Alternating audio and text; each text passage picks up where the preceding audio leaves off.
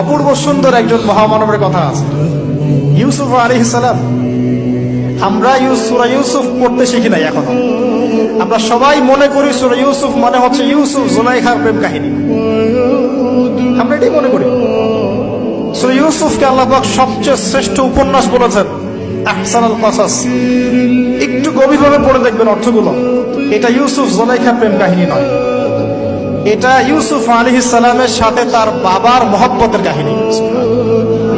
এটা পিতা আর সন্তানের মহব্বতের কাহিনী। এত মহব্বত যে সন্তান 20 বছর আগে হারিয়ে গেছে, যে সন্তান কূপ থেকে রাজপ্রাসাদে, রাজপ্রাসাদ থেকে জেলখানায়, জেলখানা থেকে আবার মিশরের গভর্নমেন্ট মানে পলিটিক্যাল পাওয়ার এসেছেন। বাবা কিন্তু এটা জানেন না, কিন্তু সন্তান যখন একটা জামা পাঠিয়ে দিচ্ছে, জামা, এই কমিজটা নিয়ে যাও, আমার বাবার চোখে দিও, বাবা দৃষ্টি ফিরে পাবে। ওই কমিজ নিয়ে যখন কিছু মানুষ আসছে তার বাসার সামনে, তিনি বলছেন, ইন্নী লাআজিদু রিহা ইউসুফ, আমি আল্লাহর কসম ইউসুফের গন্ধ পাচ্ছি। এটা মারা বুঝতে পারবেন, সন্তানের গন্ধ পাওয়া যায়। বাবারা বুঝবো, সন্তান মায়েদের আমাদের ছেলে মেয়েদের গন্ধ আমরা বুঝি, এটা আমার ছেলের গন্ধ, এটা মেয়ের গন্ধ। ইউসুফ আলাইহিস সালামের কামিজ আসছে 1200 মাইল দূর থেকে, আরো বেশি বা কম হবে, আর এখানে তার বাবা গন্ধ পাচ্ছেন। মোহাব্বত, এই কথাটা, এই আয়াতটা আসলেই চোখ দিয়ে পানি বের হয়ে যাবে। ইন্নী লাআজিদু রিহা ইউসুফ, আমি ইউসুফের গন্ধ পাচ্ছি। আর মানুষ বলছে, আপনি পাগল হয়ে গেছেন, কতদিন আগে ইউসুফ চলে গেল, আপনি ইউসুফের কথা বলতে বলতে বলতে বলতে চোখ বন্ধ করে ফেললেন কাঁদতে কাঁদতে, এখন বলছেন ইউসুফের গন্ধ পাচ্ছেন। সুবহানাল্লাহ। তো সূরা ইউসুফ পিতা আর সন্তানের প্রেম কাহিনী, মহব্বতের কাহিনী, ট্র্যাজেডি লাইফের। ভাইদের ষড়যন্ত্রে চলে গেলেন কূপে, কূপ থেকে রাজপ্রাসাদে, রাজপ্রাসাদ থেকে জেলখানায়। জেনার আহ্বান করছে তাকে, তিনি বলছেন, মাআযাল্লাহ, আমি আল্লাহর কাছে আশ্রয় প্রার্থনা করছি। এখানে আমরা সূরা ইউসুফ পড়তে গিয়ে ইউসুফ আলাইহিস সালামের বাহ্যিক সৌন্দর্য নিয়ে কথা বলি, তার চরিত্র, তার বাহ্যিক সৌন্দর্য অনেক বেশি সুন্দর। সূরা ইউসুফ আলাইহিস সালামের এই যে জেনা থেকে মুক্ত থাকার শিক্ষা, এটা যদি আমাদের যুব সমাজ নিতে পারে, ইনশাআল্লাহ অর্ধেক কাজ হয়ে যাবে ইনশাআল্লাহ। কত পার্সেন্ট যুবক আছে বলেন দেখি, একটু অনেস্টলি বলেন, সূরা ইউসুফ আলাইহিস সালামের মতো এরকম তাকওয়া, পরহেজগারিতা, জেনা মুক্ত জীবন যেমন করতে পারে।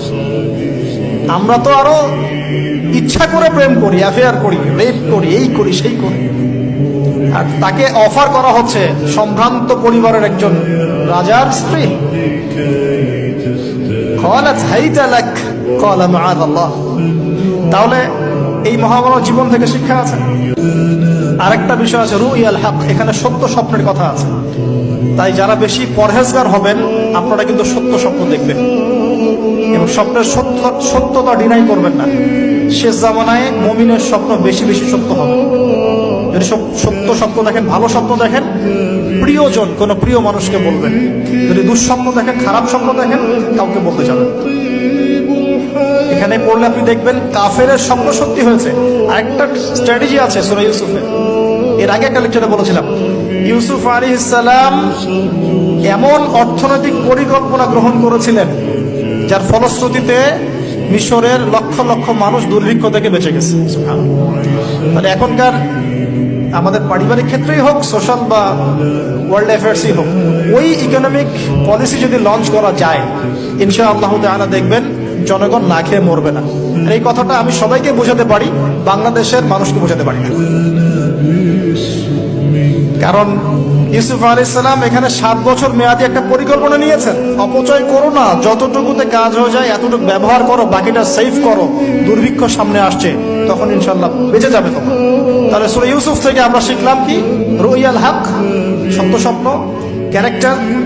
আমরা শিখলাম এখানে চরিত্র পবিত্র রাখার ব্যাপার, শিখলাম পারিবারিক বাবা সন্তানের মহব্বত। এক্সট্রাঅর্ডিনারি মুসলিম হতে হলে এগুলো দরকার আছে।